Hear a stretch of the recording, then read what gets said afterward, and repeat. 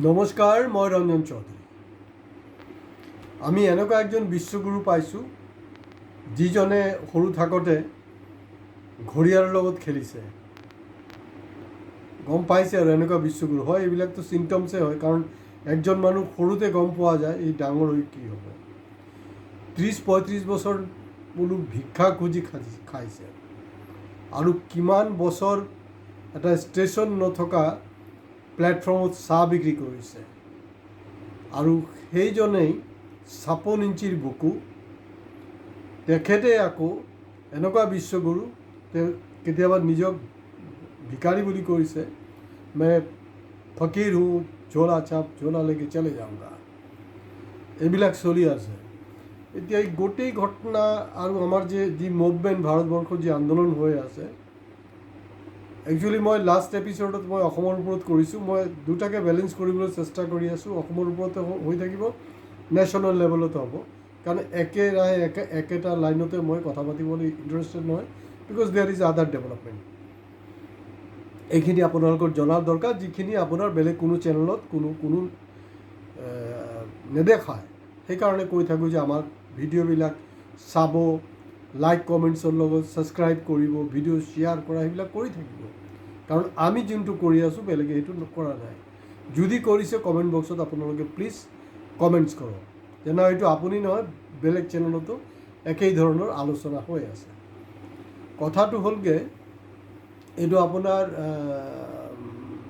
First world war বুলি ক'ব পাৰে, 1930s কথা। তেতিয়া আপোনাৰ একজন বিখ্যাত তেওঁ একচুৱেলি কমিউনিষ্টেই আছিলে অৰিজিনেলি। পিছত এনেকুৱা হ'ল যে ছ'ভিয়েট ৰাছিয়াৰ আচল ৰূপটো যেতিয়া ধৰা পৰিলে, তেতিয়া তেওঁ সেই কমিউনিজমৰ যি ডিক্টেটৰশ্বিপ, এইটোকো ভাল নোপোৱা হ'ল, আৰু যি ব্ৰিটেইনৰ যি সাম্ৰাজ্যবাদী সেইটোকো ভাল নোপোৱা হ'ল। তো তেওঁ তেতিয়া এটা কৰিছিলে, জৰ্জ ৱেল ডাঙৰীয়া। তো তেখেতে এটা কল্পনা, সেইটো কল্পনা বুলি কৈছিলে যে কোনোটো ভাল। এইটো হ'লগৈ 1984, অৰ্থাৎ 1984ত কি হ'ব, শাসকীয় গোষ্ঠী আমাক কেনেকৈ নিয়ন্ত্ৰণ কৰিব। তেতিয়া চবেই ভাবিছিলে এইটো আৰু কি, এইটো আজগুবি কথা এটা। হয়, ৰামায়ণক মানি ল'বলৈ ৰাজি আছে, কিন্তু এইটো কথা মানিবলৈ ৰাজি নহয়।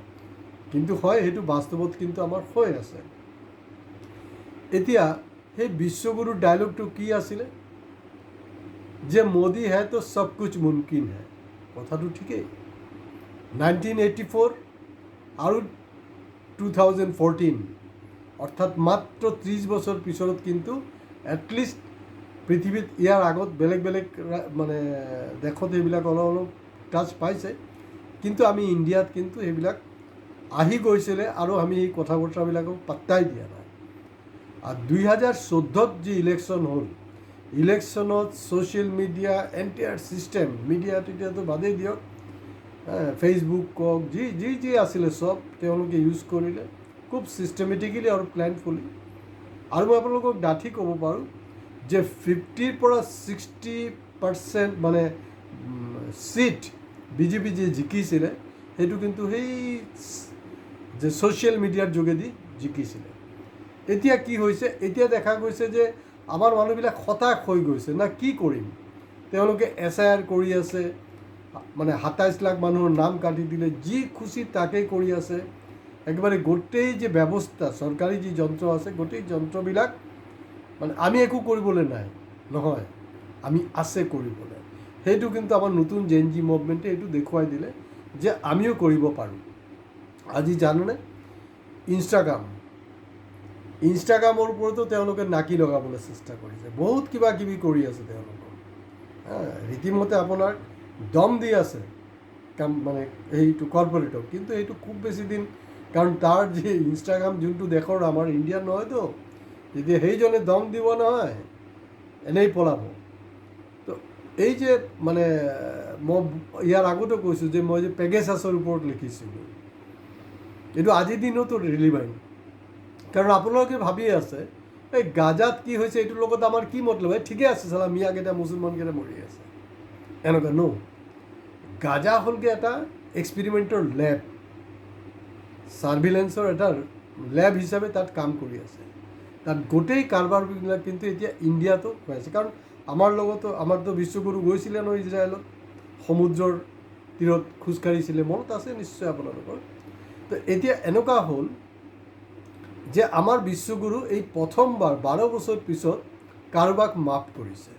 এতিয়া আটাইতকৈ ডাঙৰ প্ৰশ্নটো হ'ল যে ভাৰতবাসীয়ে তেখেতক সেই বিশ্বগুৰুক মাফ কৰিব নাই, বা এই যে আমাৰ অসমত যে বান জৰ্জৰিত অৱস্থা হৈ আছে তাত এই মানুহখিনিয়ে তেওঁক মাফ কৰিব নাই। এতিয়া দেখিছোঁ মানে হিমন্ত বিশ্ব শৰ্মা কৈ আছে না তেওঁৰ ওপৰত মানে বিশ্বগুৰুৰ ওপৰত মোৰ পূৰা বিশ্বাস আছে। ইয়াত বিশ্বাসৰ কোনো প্ৰশ্ন নহয়, আমাৰ কাম লাগে, চিধা কথা। আমাৰ কাম হোৱা নাই, সেইটো হ'লগৈ আচল কথা। আপোনাৰ বিশ্বাস আছে, এইটো থাকিব পাৰে, কাৰণ আপোনাৰ যিদিনাখন তেওঁৰ ওপৰত বিশ্বাস নাইকিয়া হৈ যাব তাৰ পিছদিনাখনতো আপোনাৰ মুখ্যমন্ত্ৰীটো চিফ গুচি যাব ন। এতিয়া দিল্লীত মানে যি ঘটনা, মুম্বাইত যিবিলাক ঘটনা, এই ঘটনাবিলাকত কি হৈছে তাৰ জেনজিয়ে দেখুৱাই দিছে যে অল্টাৰনেটিভ মিডিয়া তেওঁলোকে কেনেকৈ কণ্ট্ৰল কৰিব পাৰে। তো গতিকে এই গদি মিডিয়া হয়, গভৰ্ণমেণ্ট মানে যি মেচিনাৰী, কোনো এইবিলাকক পাত্তা নাপায়। তেওঁ কি কৈছে যে না ও বচ্চি হে, बचपन में गलतियाँ होती रहती हैं, शरारती होते फलना फलना। তেওঁতো মানে বদমাইশি কৰা নাইতো, তেওঁ 12টা বছৰতো কোনো বদমাইশি কৰা নাই।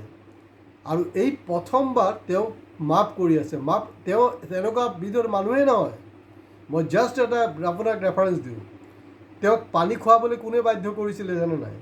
এটা ইণ্টাৰভিউত দ্য ৱায়াৰৰ যিজন মেইন, নামটো মই পাহৰিছোঁ, দ্য ৱায়াৰৰ মেইন আৰু একদম কপাই দিয়ে আৰু অৱস্থা। তেওঁক আমাৰ বিশ্বগুৰুক কিন্তু পানী খাবলৈ বাধ্য কৰি দিছিলে। পানী খাবলৈ বাধ্য কৰি দিছিলে মানে তেওঁক পূৰা এক্সপ'জ কৰি দিছিলে। তাৰ পিছৰ পৰা কিন্তু তেওঁৰ লগত এটা ইণ্টাৰভিউ দিয়া নাই, বহু ধৰণে ট্ৰাইও কৰিছে, দিয়া নাই। তাৰমানে তেওঁ বদলা লোৱাৰ কাৰণে কিন্তু পূৰা সাজু। কাৰোবাক যদি মাফ কৰি, কোনো মাফ চাফ কৰা নাই আচলতে। এনেই আপোনাৰ চৰকাৰে কৈ দিলে যে আমি চব এফআইআৰবিলাক উঠাই ল'ম, কিন্তু ভিতৰে ভিতৰে পকাই কাৰবাৰবিলাক কৈ আছে। আৰু এই যে ছাৰ্ভিলেঞ্চৰ মানে এই যে নজৰদাৰীৰ যোনটো কাৰবাৰ, আমাৰ জেনজিবিলাকে কিছুমানে ধৰিব পাৰিছিলে, এতিয়া সেইবিলাককে টুল হিচাপে ইউজ কৰি আছে। এতিয়া কথাটো হৈছে ভাৰতবাসী আপোনাক মাফ কৰিব নাই, নাম্বাৰ 1। নাম্বাৰ 2, ডাঙৰ কথাটো হ'ল যে যি পুলিচে অত্যাচাৰ কৰিলে আমাৰ যুৱ প্ৰজন্মৰ ওপৰত, তাহাঁতক আপুনি শাস্তি দিব নাই। ঠিক আছে, কোনোবাই কৈছে, আৰু তেওঁতো এইটো নতুন কথা নহয় ন, তেওঁতো সদায় কৈ থাকে তেওঁক মাক বোলে গালি পাৰে। ভাই কোনে গালি পাৰিছে তোক মাক? 56 ইঞ্চিৰ বুকু, ফাল্টু কথা। উল্টা তেওঁ কৈ থাকে মুজৰা, মংগলসূত্ৰ, এইবিলাক কিবা কিবি তেওঁ কৈ থাকে, তেওঁহে গালি পাৰে। আৰু বিজেপিৰ ৰেকৰ্ডত দেখা যাব যে পাৰ্লামেণ্টৰ ভিতৰত আৰু পাৰ্লামেণ্টৰ বাহিৰত চবতকৈ গালি গালাজ কৰাৰ কামটো কিন্তু বিজেপিয়ে কৰিছে। আৰু দিল্লী পুলিচ যদি ইমান ষ্ট্ৰং হয়, সেইবিলাকৰ ওপৰত একশ্যন লোৱা নাই কিয়? ভাৰতবৰ্ষৰ যিমান মেট্ৰ' চিটিজ আছে তাৰ মাজত দিল্লী এনেকুৱা এটা চিটি য'ত মিচিং হাৰ, নাবালিকাৰ মিচিং হাৰ হায়েষ্ট, ক্ৰিমিনেল মানে ৰেকৰ্ডত নাম্বাৰ 1 বিশ্বগুৰু, তাত কেপিটেলতে হৈ আছে। সেইবিলাকত কিয় নাকি লগাব পৰা নাই? তাৰমানে তেওঁলোকৰ যেতিয়া প্ৰয়োজন। এতিয়া আহোঁ আমাৰ অসমৰ কণ্টেষ্টেণ্টলৈ। আপোনালোকে হয়তো যদি এতিয়াও ধৰিব পৰা নাই, মই বস্তুটোকে একদম ইজি কৰি দিব খুজিছোঁ। প্ৰণৱ দলে কি অপৰাধ আছিলে? তেওঁতো কোনো ভুল কৰা নাই, কাৰণ তেওঁ কাজিৰঙাৰ যি তাৰ কাৰবাৰ যিটো চৰকাৰৰ আছিলে তাৰ প্ৰতিবাদ কৰিছিলে তেখেতে। আৰু তাতকৈও ডাঙৰ কথাটো হ'ল যে তেওঁৰ ওপৰত যিবিলাক আছিলে সেইবিলাক আইনী প্ৰক্ৰিয়াৰ যোগেদি চব খালাচ হৈ গ'ল। খালাচ হৈ যোৱাৰ পিছত এই যে নজৰদাৰীটো কিন্তু ঠিকেই আছিলে, বাকীবিলাকৰ হৈ গ'ল, কিন্তু প্ৰণৱ দলে কিন্তু আকৌ NSAত সোমাই দিয়া হ'ল।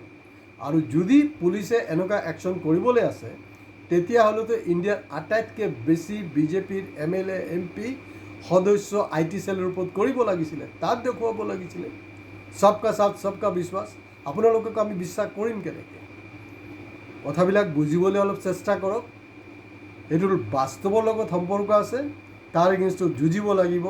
কাৰণ তেওঁৰ জেনজিৰ ভোটটো লাগে। 22ৰ পৰা 24 কোটি 2029ত আমাৰ জেনজিৰ ভোটাৰ্ছ হৈ যাব।